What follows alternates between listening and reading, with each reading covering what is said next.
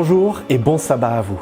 Je suis heureux de vous accueillir dans ce temps de l'Église ensemble. Où que vous soyez chez vous, que vous soyez en déplacement, que vous soyez dans une chambre d'hôtel tout seul, ou que vous soyez avec des amis ou en famille, eh bien nous sommes là pour vivre ce temps ensemble d'adoration, de louange. Aujourd'hui, nous écouterons le pasteur Cornel Serban, qui est pasteur dans la région d'Avignon, dans le Lyonnais, et aussi adjoint au département jeunesse de la Fédération.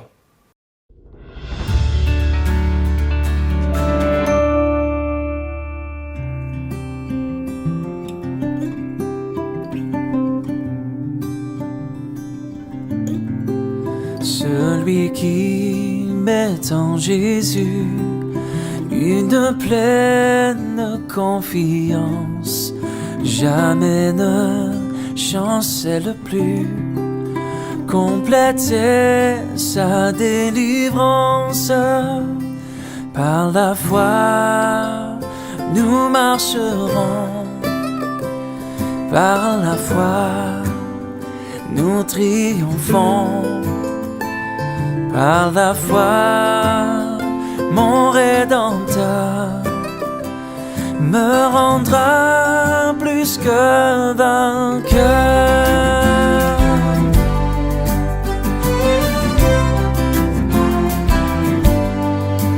Dans les jours d'adversité, quand tu sens gronder l'orage, regardant sécurité, attristé, reprends courage. Par la foi, nous marcherons, par la foi, nous triomphons. Par la foi, mon Rédempteur me rendra plus que vainqueur.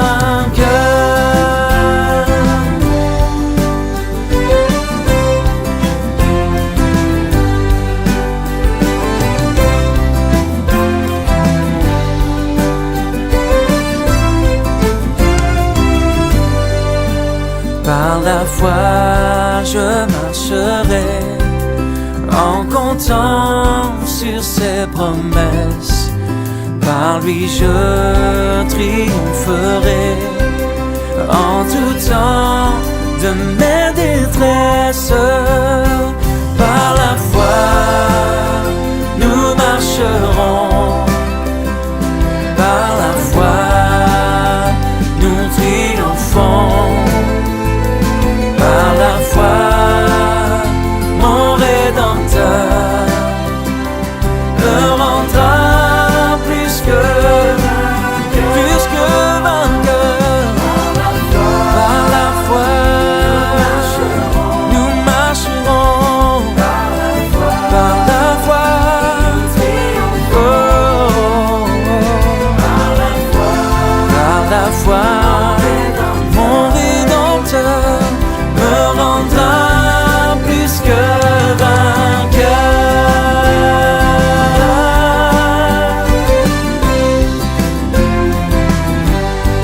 Plus que vainqueur.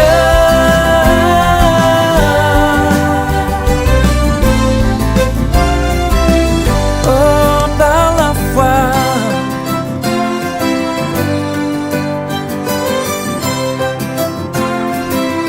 nous marcherons, nous avançons, grand courage.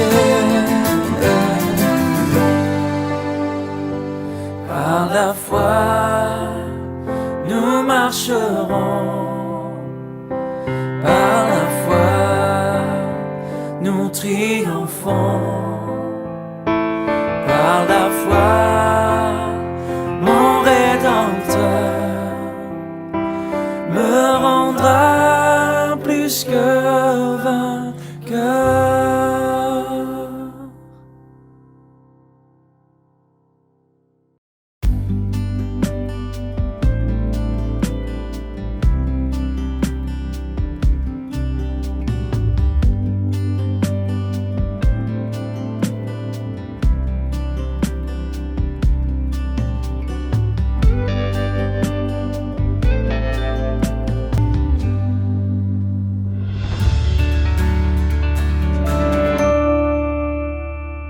Bonjour, je suis très content de passer quelques moments avec vous aujourd'hui.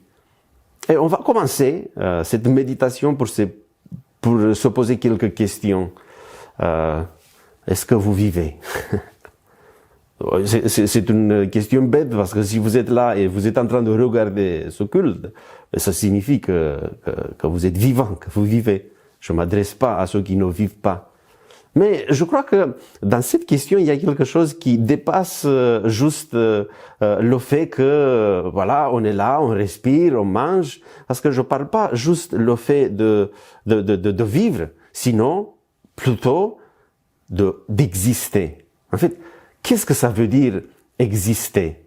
Dans la définition, l'étymologie du mot, la définition du mot exister, ça veut dire vivre à l'extérieur.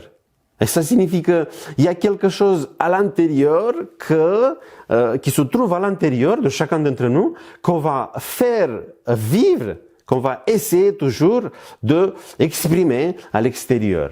Ça veut dire que, par exemple, qu'est-ce qu'il y a à l'intérieur de chacun d'entre nous? Il y a une énergie, il y a une force. Si vous êtes croyant et que vous croyez en Dieu et que vous croyez que c'est Dieu qui a créé le monde, mais ça signifie que vous croyez aussi, comme moi d'ailleurs, que le moment qu'on a été créé, Dieu il a mis quelque chose en nous, une force qui devrait se manifester à l'extérieur. Cette souffle de vie qui vient de Dieu, ça veut dire quoi? Et pour moi, cette souffle de vie que Dieu il nous a donné, qu'il a insoufflé en nous, il nous a insoufflé après nous, il est à l'intérieur de nous, ça nous met en mouvement, ça nous fait d'une certaine manière vivre, mais juste garder à l'intérieur le souffle de vie que Dieu nous a donné, ça veut pas dire qu'on existe, parce qu'il faut que d'une certaine manière on arrive à exprimer cela à l'extérieur. Si vous n'êtes pas croyant comme moi, vous aussi respectez le fait qu'il y a quand même quelque chose, il y a une force, il y a quelque chose à l'intérieur, vous pouvez appeler ça comme vous voulez, l'âme, une énergie, je sais pas, mais c'est pas peut-être trop important comment vous appelez ça, sinon le fait de reconnaître qu'il y a quelque chose, il faut que ce quelque chose qui a à l'intérieur une énergie, le souffle de vie que Dieu a mis à l'intérieur de nous, il faut que ça s'exprime, il faut que ça se manifeste à l'extérieur. Et c'est ça l'existence. On pourrait appeler ça le potentiel qui existe à chacun d'entre nous. Voilà. Et comme ça, on va mettre tout le monde dans le même niveau, que ce soit croyant ou pas croyant. Ce qu'il y a en nous, c'est un potentiel qu'il faut qu'il se manifeste à l'extérieur, que j'arrive à le manifester à l'extérieur afin que j'existe. Parce que sinon, ça signifie que bon, voilà, je respire, je consomme, mais peut-être que j'arriverai pas à exister.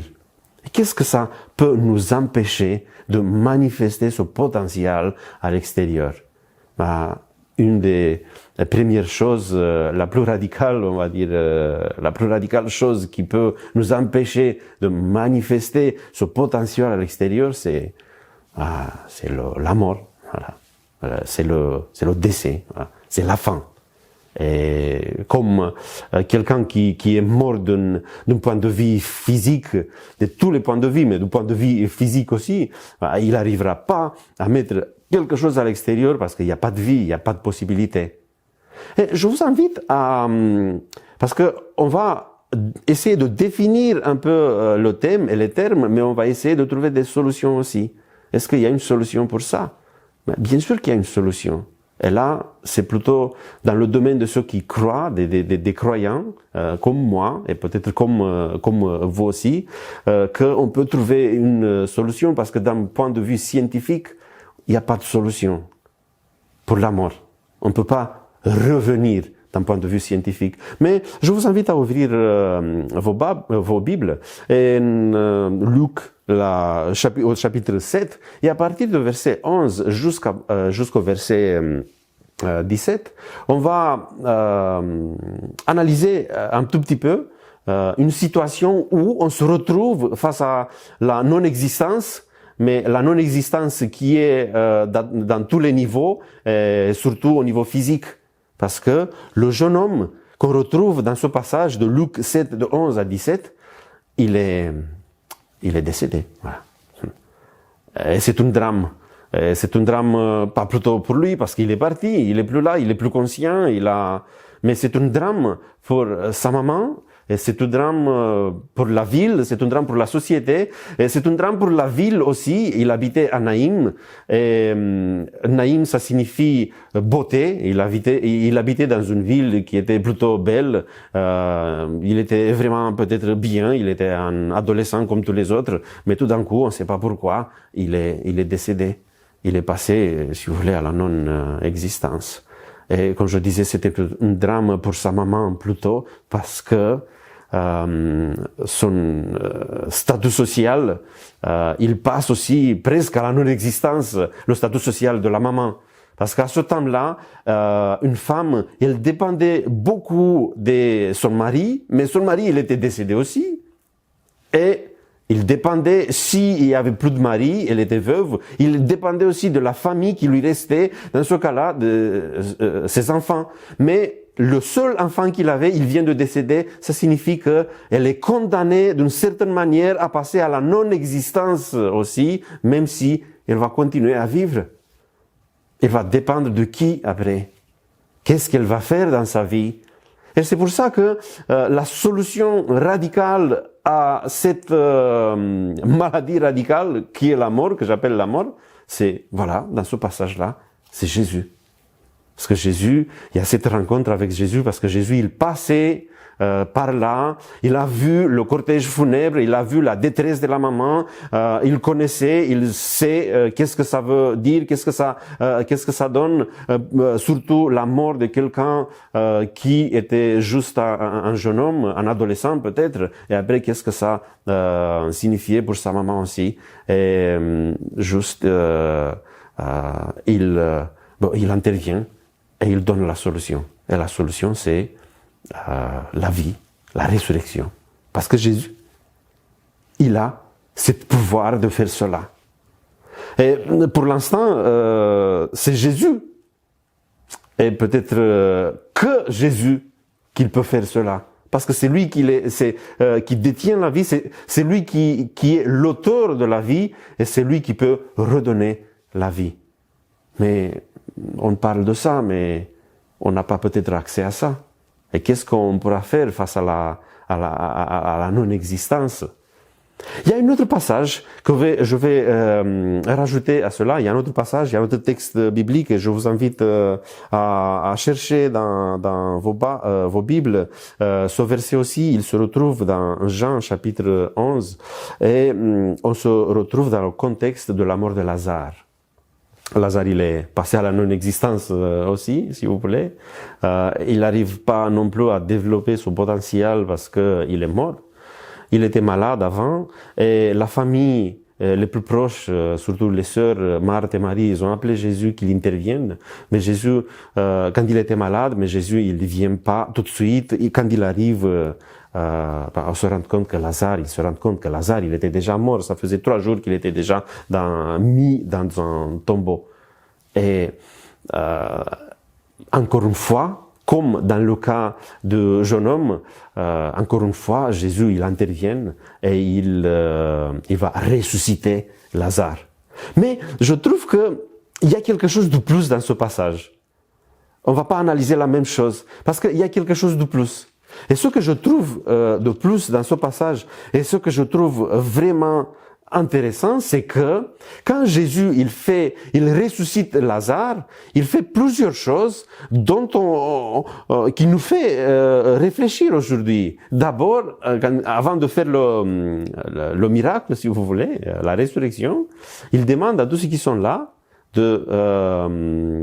parce qu'il y avait une pierre, il y avait une grande pierre qu'on avait mis pour taper l'entrée de la tombe. Il demande à tous ceux qui sont là de dégager la pierre qu'il y avait pour avoir accès au tombeau.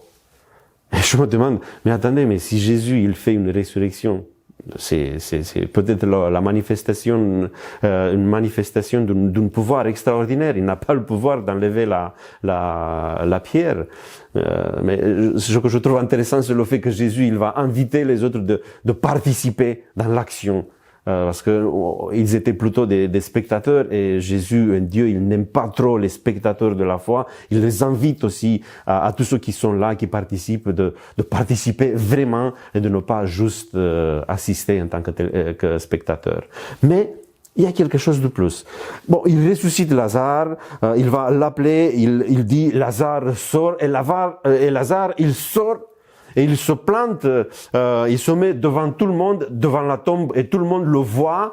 Mais il y a quelque chose, parce que dans le verset 44, c'est Jean chapitre 11, le verset 44. Et le mort sortit, les pieds et les mains liés des bandes, et le visage enveloppé d'une linge. Jésus leur dit, déliez-le et laissez-le aller. Lazare, quand il sort de la tombe, il va sortir comme il a été mis dans la tombe. Il était lié, parce que c'était comme ça qu'on préparait un corps pour l'enterrement. Il était lié, il voyait rien, il était juste comme ça, et je m'imagine avec enveloppé dans le linge qu'il l'enveloppait, il était juste comme ça. Et même s'il était vivant, parce que Jésus il l'a appelé à l'existence à nouveau, il était vivant. Il n'existait pas, il n'avait pas la possibilité d'exister. Pourquoi? Parce qu'il était bien attaché, bien lié, il ne pouvait même pas bouger. Et c'est là que Jésus, il dit aux autres, déliez-le et laissez-le aller. Si dans le cas des jeunes hommes qui Jésus appelle à la vie, qu'on a vu dans Luc chapitre 7, si dans ce cas-là, les autres, ils sont que des spectateurs, ils ont rien à faire parce que la situation elle était limite. Et parfois il y a des situations comme ça où il y a que Dieu qui peut faire quelque chose pour résoudre la situation. C'est Jésus qui l'appelle, c'est Jésus qui va dire au jeune homme, lève-toi, et il va se lever tout de suite, et après il va continuer sa vie, il va lui redonner à sa maman, il va continuer sa vie. Je trouve vraiment intéressant parce que là, dans ce passage, dans le passage de Lazare, il y a de la place pour nous aussi. Parce que Jésus il dit, voilà, il est revenu à la vie, mais là, je vous invite de le laisser vivre. Déliez-le.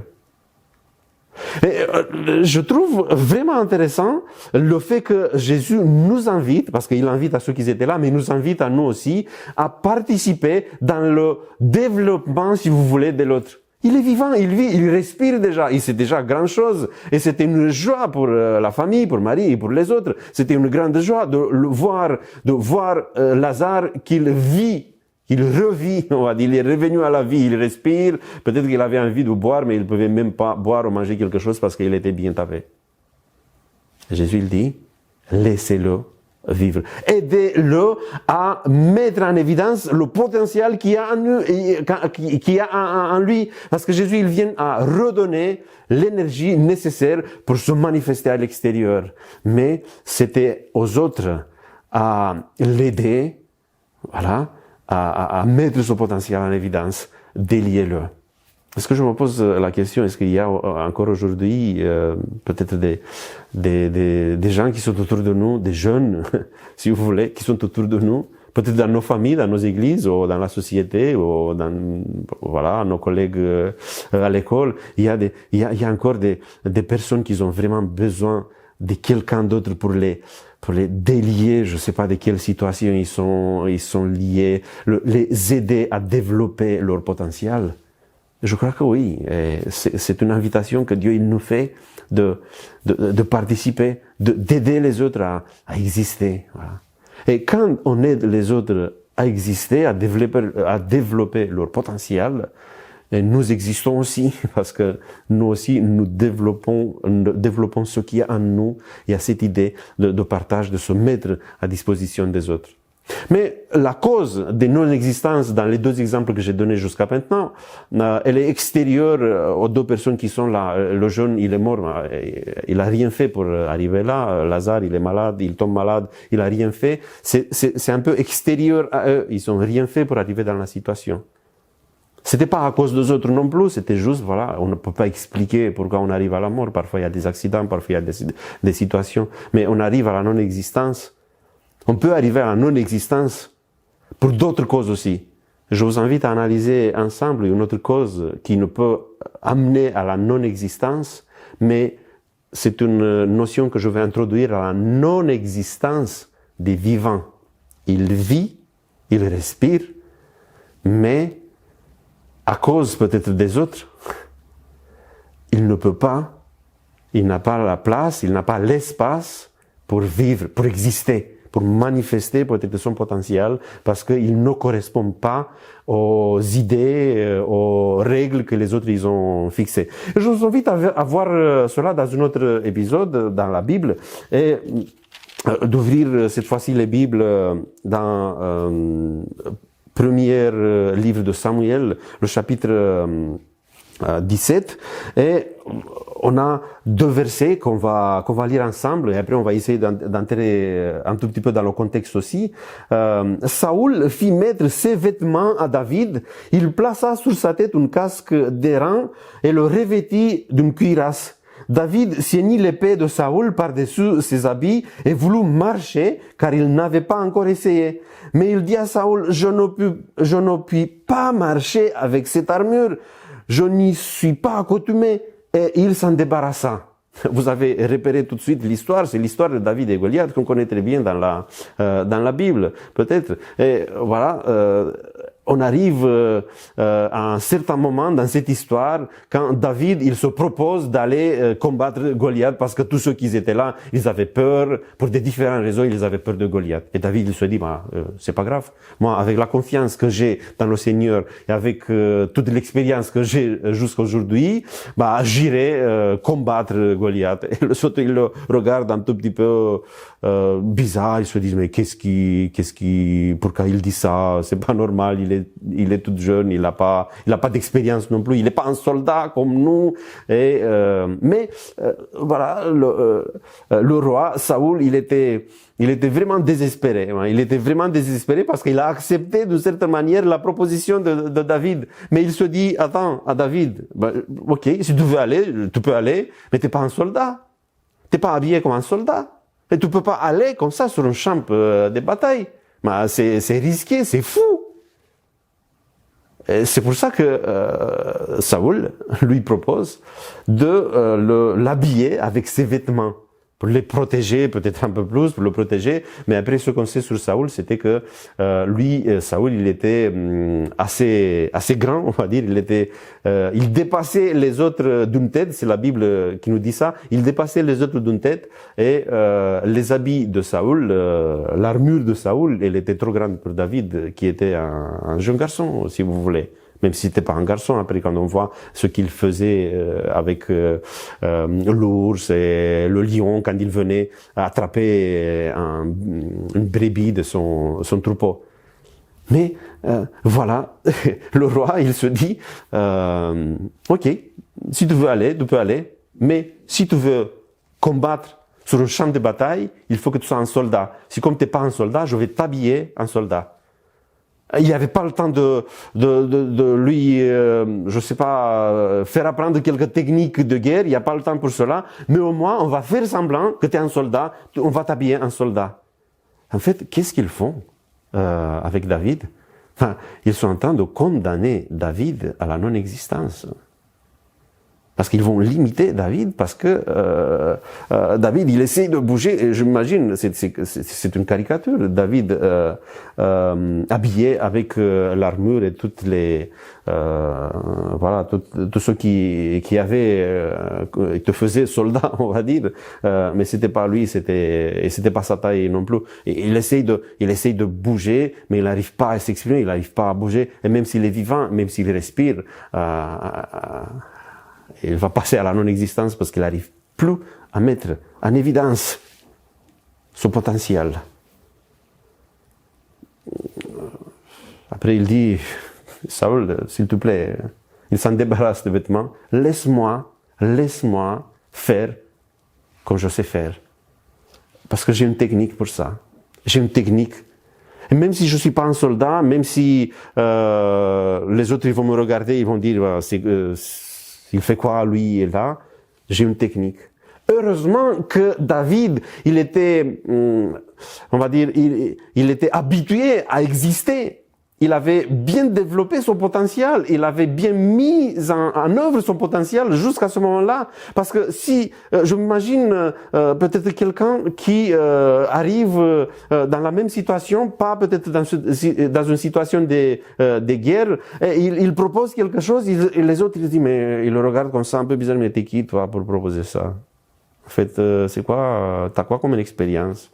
Est-ce que tu as fait partie de ça? Est-ce que tu as les études pour ça? Est-ce que est-ce que non, tu peux pas proposer. Et si tu veux être comme nous, proposer des choses, faire des choses, participer à des choses, il faut que tu sois comme nous. Et on essaye parfois d'habiller les autres avec nos habits. Et quand on fait cela, on les invite. On les pousse vers la non-existence. Parce que je m'imagine David, il avait tout le droit de demander à Saül, mais Saül, si c'est ça la solution, s'habiller comme ça, si c'est l'épée la solution, mais fais-la, prends-la, sors, combat, fais-le toi, si c'est ça. Mais si avec tout ça, tu arrives à rien faire, pourquoi tu me le passes à moi? Pour me mettre dans la même situation que toi. Voilà, c'est ça peut-être le drame. On a vu deux situations où la non-existence, elle était due à des causes que ça nous dépasse. C'est pas à nous qu'on ne peut pas gérer. Mais là, on est en train de mettre David, de le pousser vers la non-existence, cette zone où il n'arrivera plus à mettre en évidence son potentiel, juste parce qu'on essaye de l'habiller, de le transformer en quelque chose qu'il n'est pas.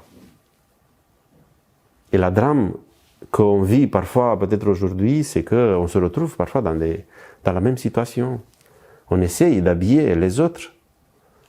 Parfois, en tant qu'Église, on essaye d'habiller les jeunes de l'Église comme nous. Et on va les pousser, et comme je disais, heureusement que David, il avait de l'expérience, il avait une confiance assez solide dans le Seigneur aussi, parce qu'il dit, j'irai avec les méthodes que j'ai, que j'ai utilisées déjà, que j'ai employées déjà quand j'étais berger, il était berger, je vais avec ça, mais avec une confiance assez forte en Dieu. Mais heureusement qu'il avait ça, parce que sinon, on lui dit, mais attendez, mais non. On le met avec toute l'armure, il se rend compte qu'il ne peut pas, et il se dit, non, vous avez raison, on ne peut pas, je renonce. Il n'a pas renoncé. Est-ce que vous vivez? Est-ce que vous juste vivez ou vous existez? Est-ce que vous arrivez à mettre en évidence, à ressortir à l'extérieur tout le potentiel qu'il y a en vous? Tout ce que Dieu il a mis en nous, est-ce qu'on arrive à le mettre en évidence?